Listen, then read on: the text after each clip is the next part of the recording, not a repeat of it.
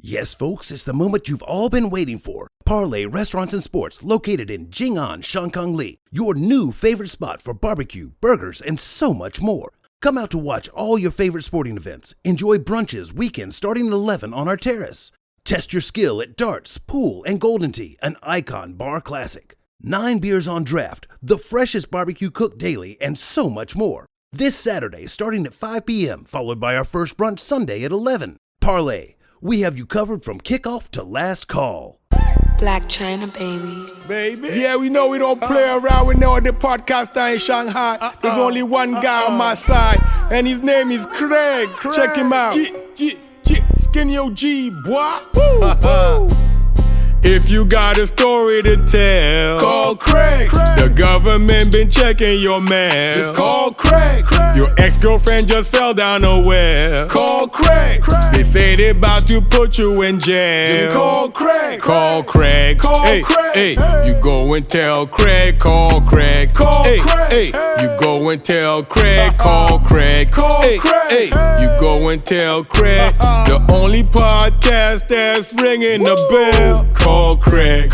Yeah, boy, you know who to find. Just go tell him your story, it'll be fine. You know, have a good time. Yeah, this your boy Skinny OG. One love, big up to my boys. Tell Craig your story. Check him out now. You do your 6 weeks here in Shanghai. You go back to Mexico. Yeah.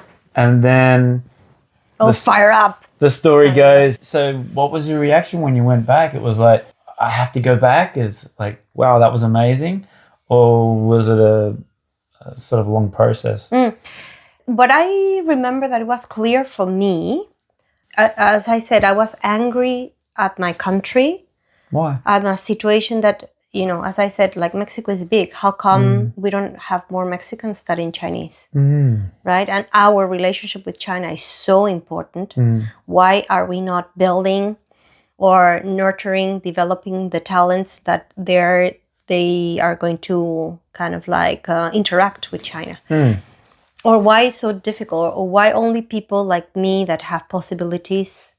Yeah. So one thing I was clear at a personal level learning Chinese was that I took my learning seriously, you know, because when I came to this scholarship, it was very different from when I started learning Chinese. I started learning Chinese just as well, let's see what's this, right? This, you know, school that is upside down, yeah? But I really fell in love with Chinese language and I really studied hard.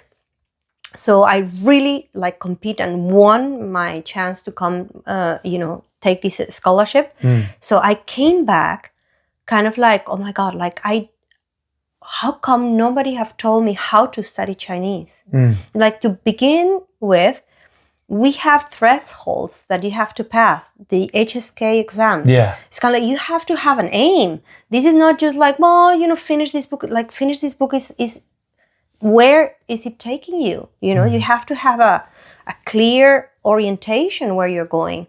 And I did not find it, even when I was researching on my own, not only because my teachers didn't tell. So I came back to my teacher and said, I want to do the HSK.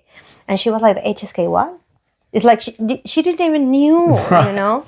She didn't even know. So I was like, okay, you know, there's HSK in my mind. Now it gave me kind of like a horizon. I have to do this. And I kept on learning, and I had another opportunity to come to China. And this time was an intensive course. It's like this becomes your job, so to say. I stayed for 2 years. I passed HSK 5. Which is the requirement if you want to study a master degree in Chinese. Right. And I was like, I'm not in that scholarship. I was like, nobody's going to take me out from China until I pass this exam. Because at that time, and after 4 years in studying Chinese, I was like, okay, if I started, my career was here and Chinese was here, like little by little, it intersected. So I saw the opportunity to bring together my career with China. And so for me, it was a logical development to study a master's in Chinese in China. Right.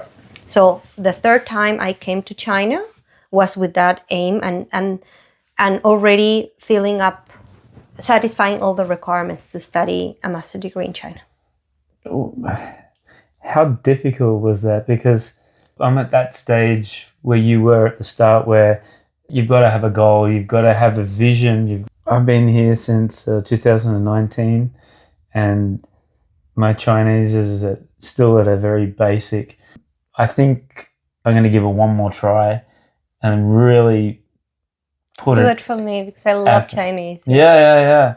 Really well, I became a Chinese teacher, and I was responsible for creating, designing, choosing the materials, hiring and training the teachers for the Chinese language program in my city, in the university, and later became the first Confucius Institute in the city. Oh, yeah, right. So I went in deep when it comes to education and creating programs to learn Chinese. Yeah, very passionate about that. So, what year are we talking now? Like, so I came, as I told you, I came to study Chinese very intensively. I finished in 2017. Yes. So I came back with all this energy and all this knowledge. So that's why I took over this job of becoming the coordinator of the program within the language school of the university. Yeah. Okay. And then how long did you do that for? Very briefly, because since 2012 that I came to China for the first time, and because of your question, is like what, that it gave me this clarity of purpose in my life. Is like I have to create the right program to learn Chinese for my city. And from 2012 to 2017, that idea was kind of like in my mind. I was just nurturing this idea, going back and forward. I was happy that I was invited to work for this academy because I had the program in my head. I only needed the organization over it. Right. So I was really thinking, am I going to open my own academy to learn Chinese? But it's kind of like it's a big effort, right? Yeah. So it was the greatest combination. It's like, I have the program, I know how to do it, just give me the space. And then in 4 months, we had it running. That's always fantastic. Yeah, from October 17 to January. Yeah. And what are some of your students doing now? Do you keep in contact with them? Not really. Probably only one. Because it's just like any language, right? It's kind of like there's many reasons why you sign up for many reasons that you start learning a language. And your goals change, right? Either if you have very ambitious goals, like they just, go down, or as in my case, it's kind of they become clear with the time and grow with you. So yeah, it's people just, especially in my city, it feels that China is so far away. So it's kind of just, it's like the chili pepper that they just pass you on the plate. It's kind of, would you like to try? Well, try. But that doesn't mean that this is going to be my meal every day. Yeah. But when you understand that you need to learn Chinese, it's like you eat that plate every day for every meal all the time. Yeah. Yeah.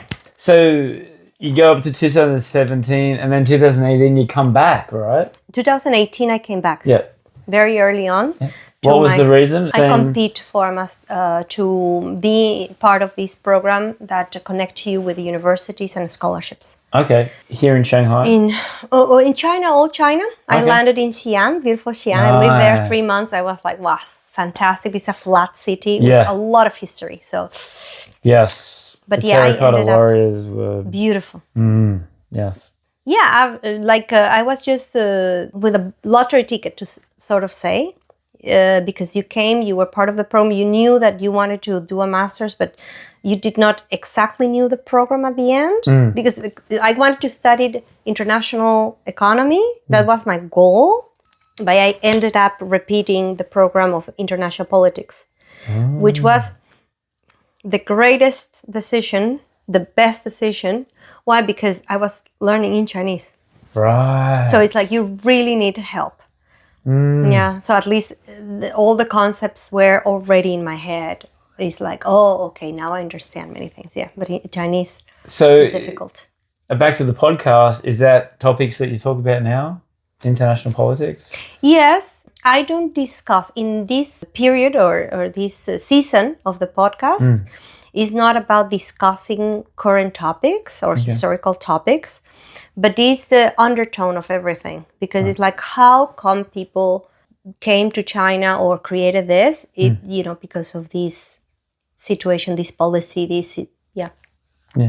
And looking at your articles, your resume, your bio, it's Chinese, Latin America come together. Yeah. Yep. So you went to Xi'an.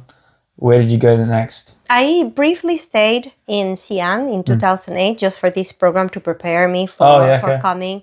And at the end, I was suggested to me to come to Shanghai. I actually was looking to the north. I wanted to study either in Tianjin or Beijing in the universities there. I was already kind of like, Focus, very focused. I'm not that focused in my life. Don't get the wrong impression. In my life, I figure it out, the steps. It's easier to explain than when I am taking the decisions. I've been actually what I suffer is that in my life is all confusion. It's like I don't know where to go. I don't have a mentor to help me. So, but yeah, in that occasion, it was suggested to me, and I remember the phrase. It's like, Alejandra, I think you would be very suitable for Shanghai. And in that case, it's not only that it's a city that you're going to feel comfortable, but I felt also that I have so many things to give to the city. So that's why the phrase is like, you're very suitable for Shanghai. Sounds like you're talking like a psychic. Like someone's telling you, you should move to Shanghai. Yeah, because it was like actually that phrase coming from this coordinator of this program, it was deeper than just, this program in this particular city, because that's very specific. It's more like very Chinese. It's the kind of like, see the whole context, right? It's like, probably it's not the best university, the most prestigious, but, that there's a combination of things that maybe is going to result, it's going to, be a good match with you. And it did. It did. It was a great experience. Very difficult, I have to tell you. Why? Because China is difficult. It's a very different country. Yeah. It's not Latin America that everybody embraces you and see you a little bit down and they, push you like a bowl of soup. No. On the contrary, it's kind of like, They'll just walk straight past. If you tip over, they're going to step on you. These are the things that sometimes people outside, they're not empathetic enough with us that we are inside. But you were saying, I feel lonely, or like there's a loneliness. The weight of the loneliness in China is a little bit different from, it's a different tone of sour than is in other places, right? But yeah, it has to do, and also studying in under a system that the pedagogy, the philosophy behind it is absolutely different from what I know. I knew it at a conscious level because of my studies in China, but it's a shock. Yeah. And I wouldn't want to say cultural shock, but it's because I'm always trying to adapt and, or understand. But it was kind of like it's not like hitting your head against the wall. It was the whole world, smashing you down. It was... There's 25 million people in this city. That's almost used to be the same size as the population of Australia. So that tells you... Yeah. The dimension, right? I mean, I know Mexico's got quite a lot more people as well, but to come to Shanghai and... Yeah, it feels... Yeah, for me, I was not impressed by the size of the city. I came to China feeling that I came because I'm the strongest warrior. I'm tough. Got a point to prove. Yeah, that's why I took this ticket. If I did not know that I could go down hell and come back, I wouldn't sign up for this program. So even having that in mind, knowing that I was going to go through the storm and being prepared, like I had my batteries like supercharged, but it's like 3 years of a academic program. It just drained me to a level that probably people suffering depression may well understand me. It's kind of like, especially because at that time also we had COVID. I was just about to say that. Yeah, so it is, people that say, oh, depression is just, brush it off. It's kind of like when you are in this situation where when your brain does not turn on and you try many things, it's like give it sugar, give it vitamins, give it air, sports, coffee, and nothing wakes your brain up to read and understand when you need to prepare this paper is horrifying. It's horrifying. But this is a situation when you are in a very stressful period in your life. What it does, it drains all your capabilities. And it's not skills, right? Because the skills can be learned. It's just this creative energy. And that's the only thing, the only way I can describe you this situation, that I was kind of like absolutely drained. But then it's like your human instinct that push you to climb up. And little by little, you kind of like recover. And you have to trust, because plants, it's like you chop one branch, it will grow back again. It will take time, but it will, like you have to trust that in your DNA, in spiritual DNA, you have that instinct to climb back up. But you have to give yourself the time. Yeah, right. And maybe not go into the COVID for yourself, but what did you learn from the COVID period here in China? Well, the thing that definitely I can tell you, because of what I just explained, is how strong I am. I'm very resilient. That was an acid test, because I was opening my company during those 2022 lockdown and everything. I'm not sure about the statistics now, but I still think there's businesses out there that are struggling in Shanghai. Maybe not just Shanghai, but maybe everywhere. But they're still trying to catch up, particularly Shanghai, because of that second lockdown was hardcore. Hardcore, yeah. I mean, like my door was taped one morning.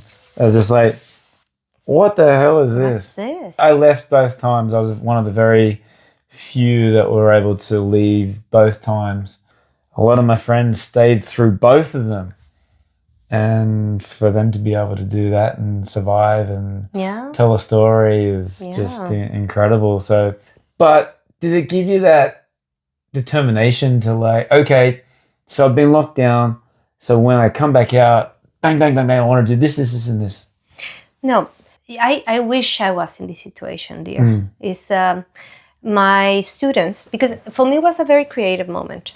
I had a dream in February, because it's kind of like, what am I going to do? It's, when you have projects that are both good and you know that you cannot do them at the same time because they take most of your energy, you have to decide, right? So I think I had this dream, but it was not clear which one, right? It's kind of like, okay, the dream was about, I needed to rescue this ugly puppy. It's like, imagine like a dachshund, mini dachshund, black, with all the hair kind of like in ruins, like it was like a street dog kind of a thing.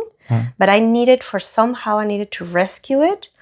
And I saw a golden lizard chasing me. So it's that dream, like I woke up kind of like, that is so scary, right? Because you are in both situations. But I decided, or life made me tilt towards creating, because I was already teaching my Chinese language program. Okay. There was 1-to-1. I created all the stages, and it was beautifully kind of like linked together, one lesson after the other. And very overall, because it has everything. It's kind of like grammar, vocabulary, culture, humor. Beautiful program. We need to talk. Yeah, we're talking, Craig. No, we need to talk about my learning Chinese. I will help you, don't worry. But I started this in 2020, so in 2022, because I'm so focused on helping the students understand how they can study by themselves. Because even when you go to classes, you need to take the learning on your hands.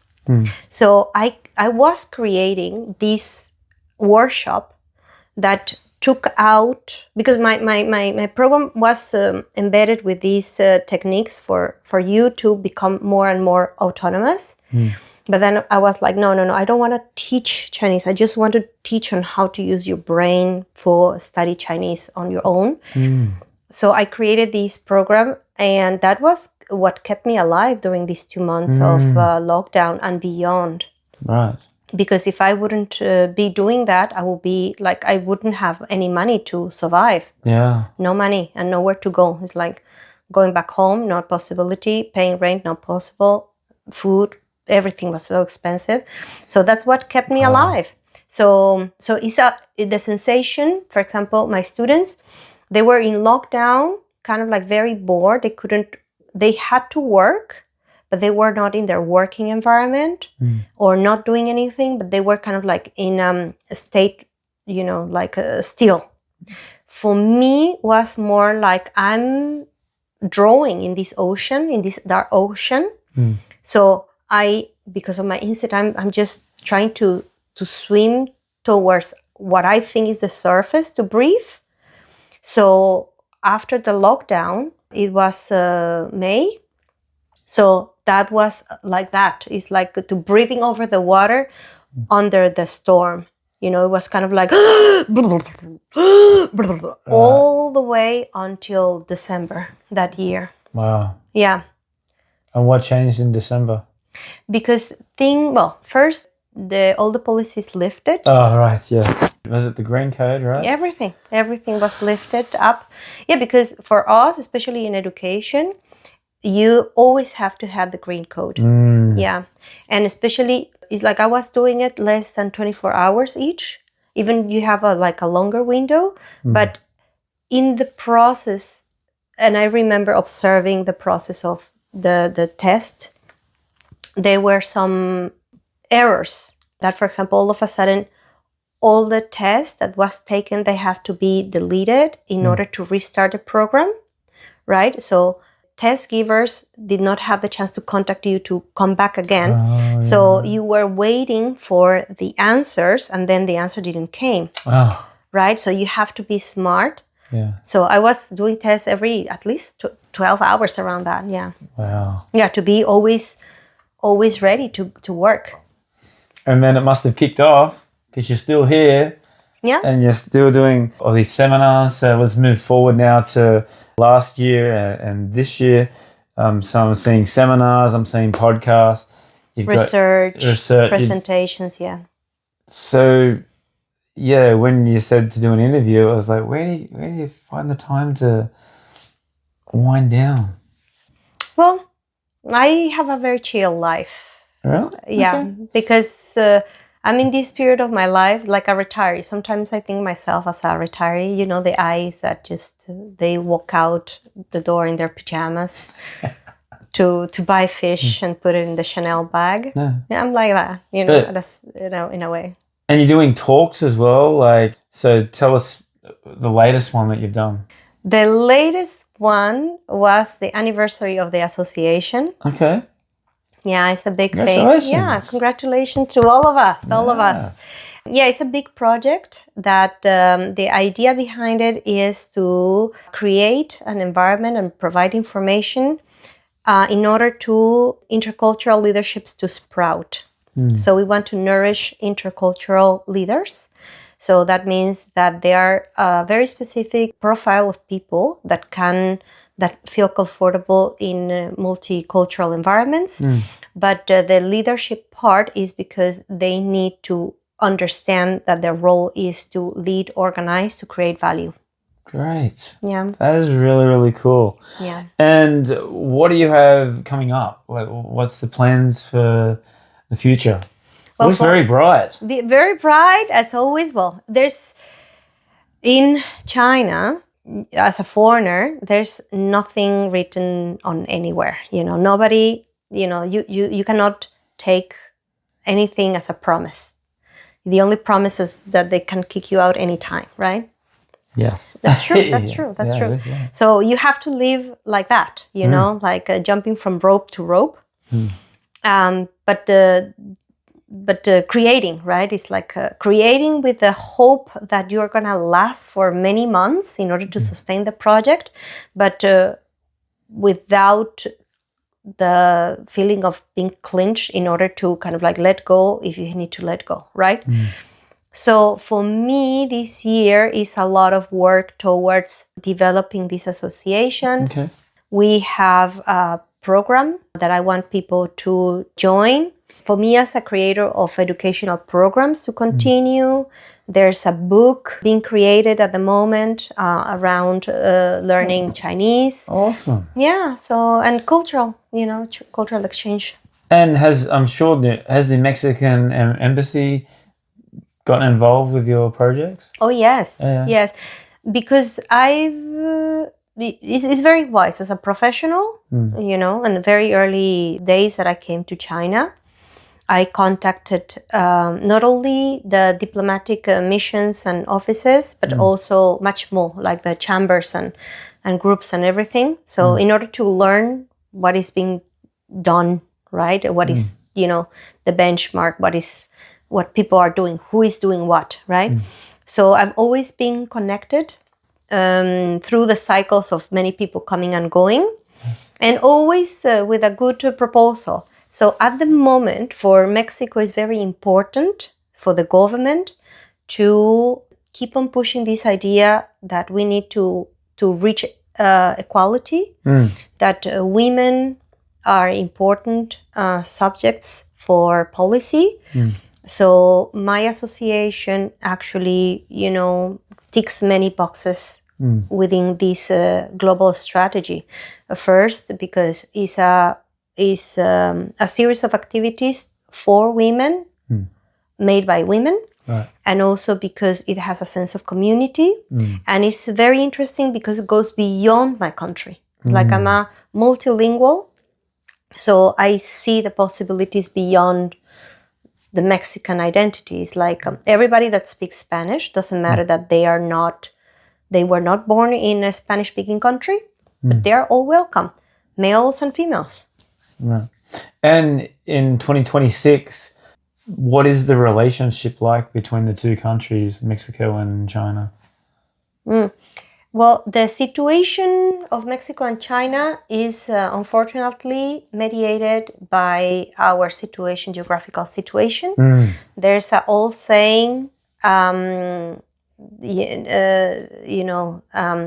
to, this quote is always said by the dictator Porfirio Diaz. Everybody says that he said that, probably he did not. But it goes like that. It's like, poor Mexico. We are so far from God, so close to the US. So, yeah. So this is our situation. It's a great country with great potential, right? It's a great geography, huge territory. Yes. Beautiful. Where is it ranked in the, It's 14. dancing, music? Oh, yeah. We are top 5 of the greatest destinations, tourist destinations, especially if you want to see nature and culture and history, right? Gastronomy is also always marks tops, right? Sports, you know, extreme sports or adventure. So it's a great place. People is amazing. We are, you know, this neighbor, you know. I was called in to consult about in this international environment, especially the abduction of Maduro, the president of Venezuela. I was asked what was my opinion as a Mexican, and I was like, we have had this neighbor for 250 years. Yeah. It's kind of like we this has been the threat, everyday threat. So unfortunately, I'm from the position, if I know that your podcast is not about being too serious, but I am. So in Mexico, there's 3 ways, if you want to see it in very simplistic, 3 strings that tied us economically. Out of these two strings, two benefit only China and hurt Mexico, right? And what are these two? One is because we are importing a lot of goods that are cheaper, and that kills industry in Mexico because we are a highly industrialized country in comparison to other Latin American. We are not Australia or the UK, but in comparison to our region, we are highly industrialized. So it's killing our industry. The second, we are different from Latin Americans that all their economy is complementary with the Chinese. For example, Chile sells copper, Ecuador sells shrimp, right? Mexico, we don't really trade with China because China and Mexico produce the same things. Oh, yeah, right. Manufactured products. And we all have, the target market is the US. So for this second reason that we have ties with China is we are competing. We are we say in Chinese, 对手 is enemies, right? I think that because of the third reason, you should not make the decisions like, oh, well, what is more, like 2 against 1. For this only reason, Mexicans should get closer to China, is because China and Mexico are part of the global production chains. So China adds value of certain products that then are exported to Mexico, and Mexico adds value and then re-exports them. So that is very valuable, because that a small percentage of value that is added in Mexico, if you see it, the productivity per unit is much, much higher than many other industries. Right. And it is the industries that employ the most people, and they protect more or there's possibilities to protect more the employment, and the salaries are higher, more technical, and also because to satisfy this value creation, you have to create mini chains across the industries in Mexico, and also those chains they're highly productive. So because of this third reason, I'll say you have to think of the world in a different way. So this is a mistake that everybody is doing, right? They're thinking using the theory of David Ricardo, right? Is the UK, the English economist that says Portugal, they have conditions to produce wine very effectively, and UK has the wool. So therefore, instead of doing anything else, they just should focus on these two products. So you assume that then the trade will match out, right?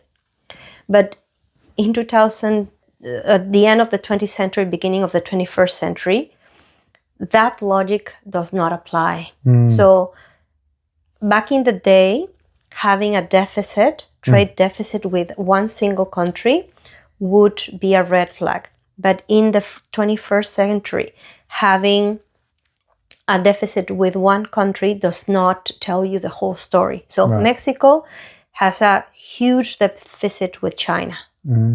Yes, but thanks to that trade, we are a highly export country. So most of the most valuable export, because Mexico is a big country when it comes to the volume and the value of the exports. We are a big player, and we are a big player only because we are with close ties with China. Right. So if we chop that off, we're gonna, it's like, unfortunately, nobody is seeing this other reality. And I think smart people in the world, smart consultants and economists, should be looking at relationships under that light. Unfortunately, because of all the things that I can also explain in the realm of geopolitics, it's understood why the United States decided in 2010 that China was the biggest threat. There's many, but in the realm of the politics and geopolitics, but in the realm pure global trade, China is the best answer for any country's problem. Yeah. Two things. One, does Mexico have oil? Yes, we do. So we are not part of the organization of oil producing countries. Venezuela is. When I was a child, that was the problem being analyzed. We were highly dependent. Our foreign income, dollars, were highly dependent on the exports of the oil. And that's why when I was a child, we went into the crisis because all our foreign debt was backed by oil. So we were very sensitive when the prices of oil dropped. Also, in Mexico, we have lots of petroleum, but the quality of the petroleum is not as good as Venezuelan or other countries. And also, what is interesting to us is to refine the oil in order to produce many other goods, which is actually the biggest part of the business. Right. Okay. And with the podcast, a couple of times I've had some hairy moments with what the content of the podcast is. So with yours being international politics as a subject, have you had any trouble here in China, like putting it on Chinese platforms, or is it being pretty cool? No, because it's not political. Okay. As a upfront, I'm not doing an editorial podcast. Right. Okay. I'm just interviewing people. There's people, like everybody that sits with me to talk is people that are creating programs that or projects that rely on both worlds.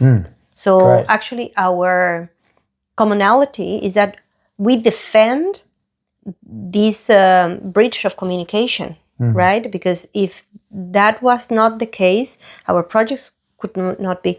So we are, like, we don't say it, but you can understand the benefits of communicating, have good relationships with China and with the Latin American countries or Hispanic countries. There have been a few during the interview, or because of the person represents something, say there's hot topics. I'm not a person that avoids hot topics. Why? Because I know that my intention is not to steer low instincts in order to get likes, right? It's kind of like we need to tackle the issues. Yes. Yeah. Because it's also informative. It's like everybody's just whispering and gossiping about it. Like, what is the truth? It's like, where's the data, the facts? Yes. For example, religion in China. It's like, we have to talk about it. Yeah. It's not taboo to talk about. Like, it's a law. There's processes that are fair, right? And there's negotiations, like the Vatican negotiate with China. Great. Yeah. It's fair. Really it's good. fair. Yeah. Awesome. Chloe, I think we could talk for another 2 or 3 hours. Oh, yeah. Especially my topics. I could go on and on and on. But yeah, tell us your social medias. Where can we find you for international listeners, Australians, Chinese listeners? Yeah, definitely podcast. You can obviously hear it in Chinese and Spanish, but also the subtitles in YouTube in any language. How to find the podcast. Type in any search engine the nickname encxxtros.com, or that is the name. You can go to our website www.encxxtros.com, and it's a merge of the Chinese title and the Spanish title put together, and it's a very good way to find me on top. You'll find me. We are in YouTube, Spotify, Apple Podcast, Google Podcast, in China, Bilibili, and Himalaya. It's a 45 an hour long interviews. It's worth it to sit down and listen. Great. I try and do it 45 to an hour, but yeah, but it's sometimes difficult. Interviews, long interviews of many topics. If you got good material, I mean, that's hard to cut down. And that's the standard. Like that's the business standard. All the like Joe Rogan, 3 hours. Yeah. I'm not Joe Rogan, But yeah, it's like a good conversation is an hour long. Yes. That's right. And you don't have to listen to it in one go. You can... Yes, split it, stop it. Yeah. Go to the gym when you're in the shower, whatever. Yeah. What's the best piece of advice you've ever been given? Oh, that's a good question because I don't know. Yes, well, I remember very meaningful is an Indian boss that I had that he misinterpreted something that I was doing because I can avoid to have like American background and I was in Europe, right? So he said, Alejandra, do you know why the lion never attacks the leopard? It's not that the lion, because the lion is stronger, you know, it's always going to win. But the lion never attacks like the lower level because even when you win the fight, you're going to get scratched. And that little scratch, it may be the end of your life because you get infected or the animals come after you. So it's a very good advice that as a leader, sometimes you have to restrain your impulses, especially me with these tendencies of that, because the leaderships, we are like hot-blooded people, is that even when you can kind of like stomp or like smash the, you know, kind of like hit the table, you have to cool down because, you know, the waves that you create, you never know how they want to ripple, you know, the ripples come back. So it's kind of like cool down. Like you're big enough, you're gonna win. But winning is not necessarily a good result. It's one of the best answers I've had. Yeah. Good job. Good. If you were to go back in time and visit a young Alejandra, maybe 12, 13 years old, what advice would you give to her then? But not advice. I would just sit down and see that strength. It's like, I wish I had the energy, the power, the resilience that I had when I was like 15, 20, 25. I was like, oh my God, girl, like, I don't know. In that, you know, how can you put in that little body all that energy? Yeah, I wish I can, you know, get some of that. I was very strong. Bottle it up. Yeah, it's like pass it to me. It's like charge batteries. It's just like I'm an old lithium battery. It's like the more you recharge, the less capable you are. It's kind of like, yeah, like I cannot recharge 80%. Back at that time, I was kind of like shooing kilometers. Yeah. That's great. All right.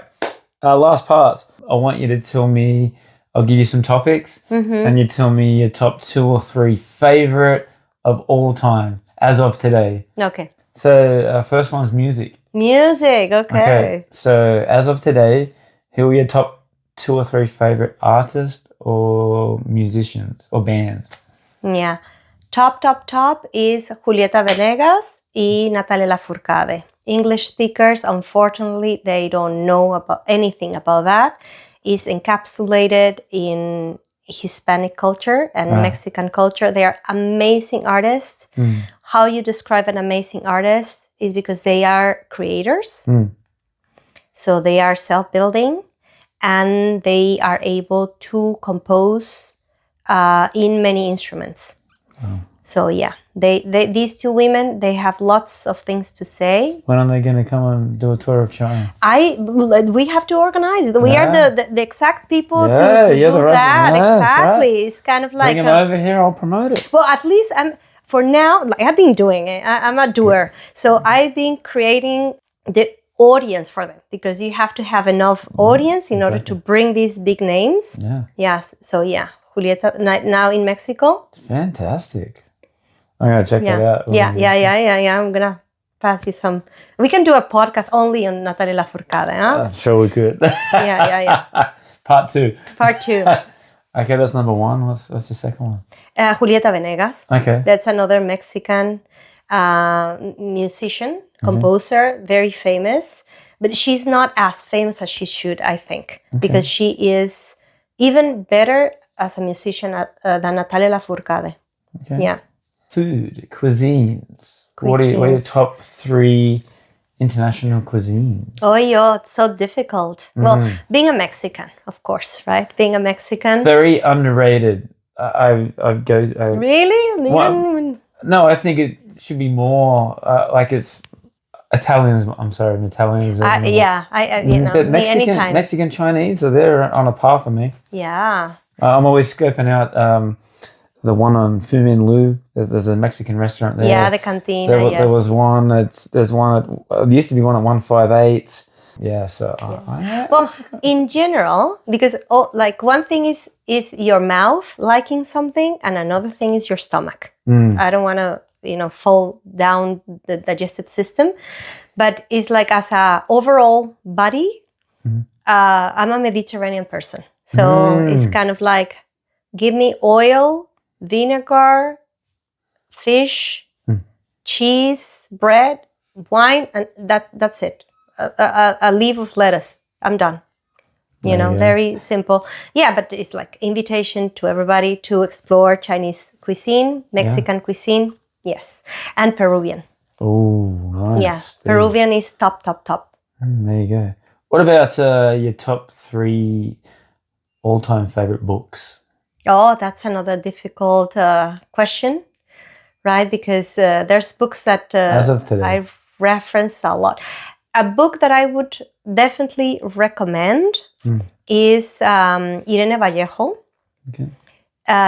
She has been very lucky that the world of the publications houses, they have kind of like, and the institutions, they have really embraced her creation. She's a very solid researcher and a great writer. And she has this book that is called in Spanish El Infinito en un Junco.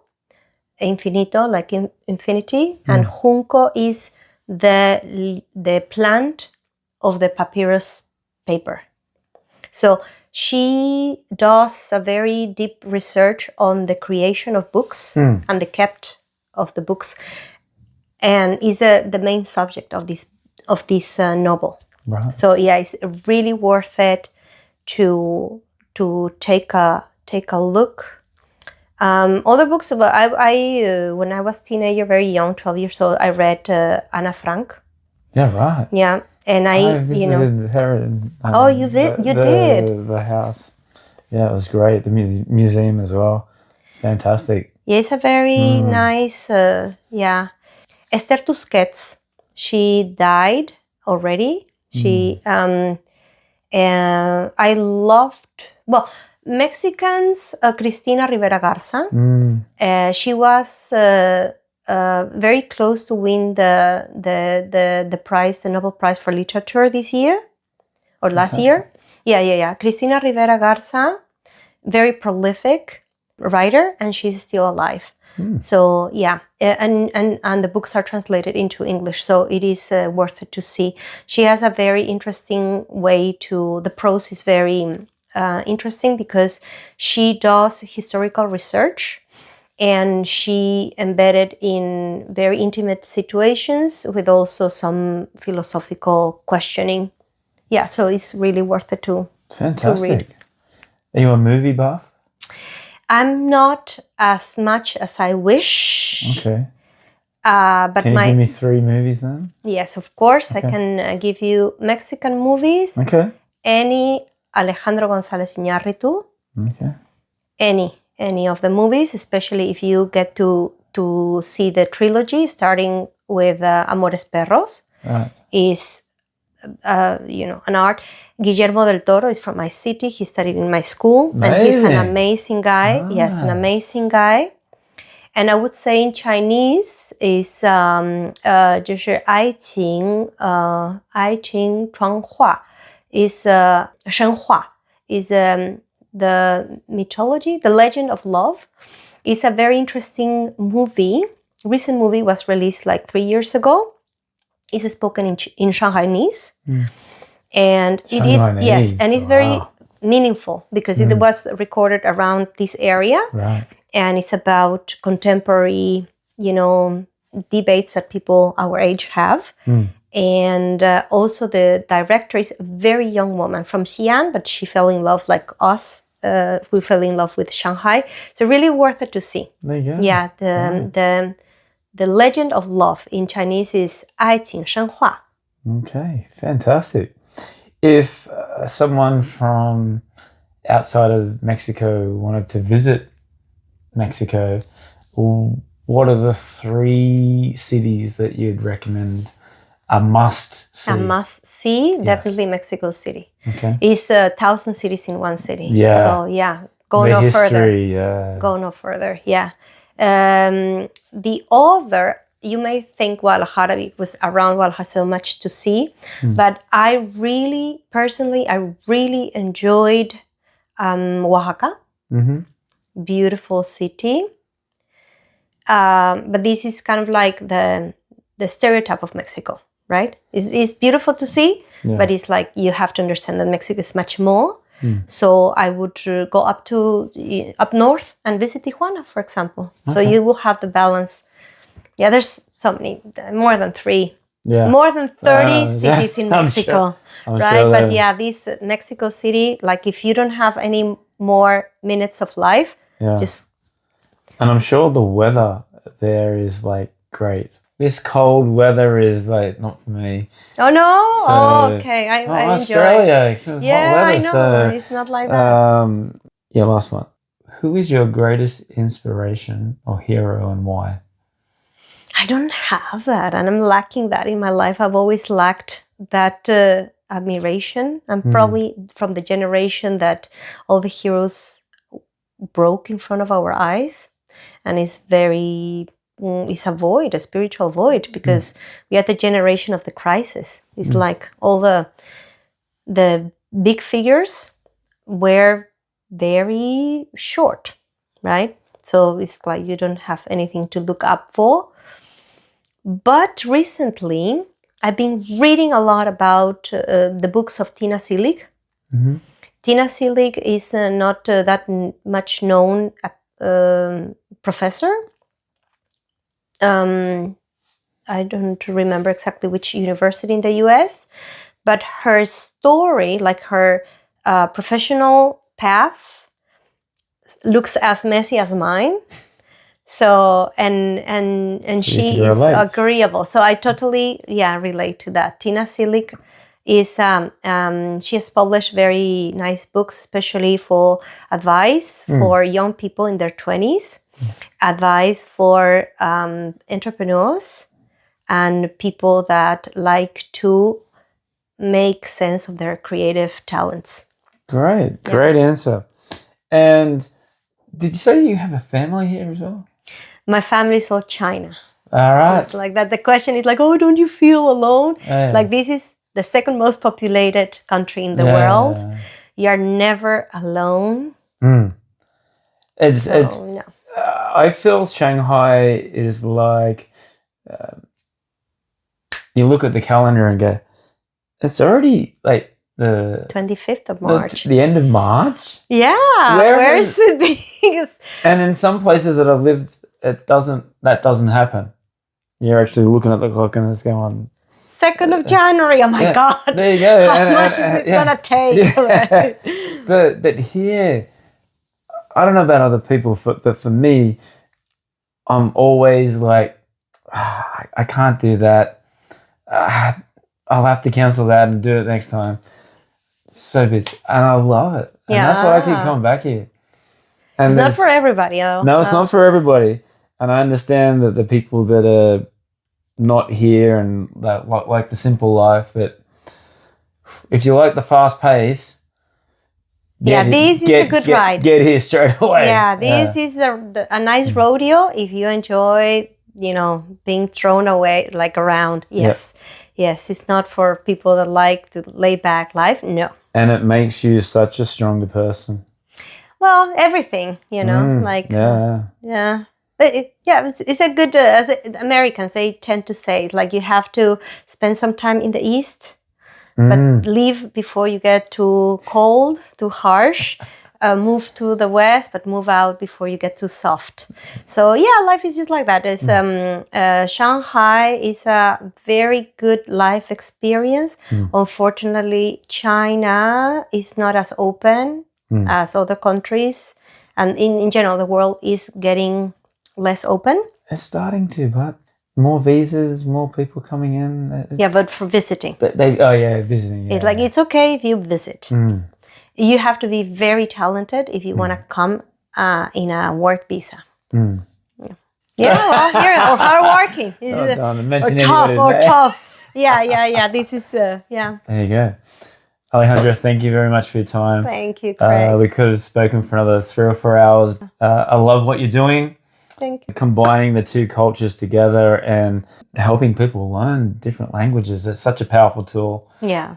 Good luck with the podcast. Good luck with your business. Same. And I'm sure that we're going to cross paths in the future. Second, I was invited. I heard during this interview that I was invited for the second interview. There you go, part 2. To discuss, part two part of this. Mexican. But on the condition that if we have enough views and enough likes and enough sharings, then I will return. If there's not enough, I'm sorry, but I'm not gonna, waste this gold for nobody to listen to. So if you want to listen, type what you want to hear about, and we are gonna be right there with you. Tell Craig Your Story podcast. It's coming out soon. Exactly.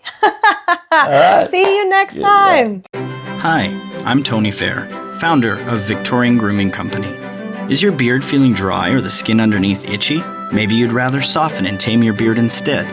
Our classic collection of beard oils, balms, and soaps will leave your beard looking, feeling, and smelling amazing. And if you prefer shaving, our pre-shave oils and shave soaps will give you a smooth and razor burn-free shave. Handmade in Edmonton with natural ingredients. Visit victoriangrooming.com.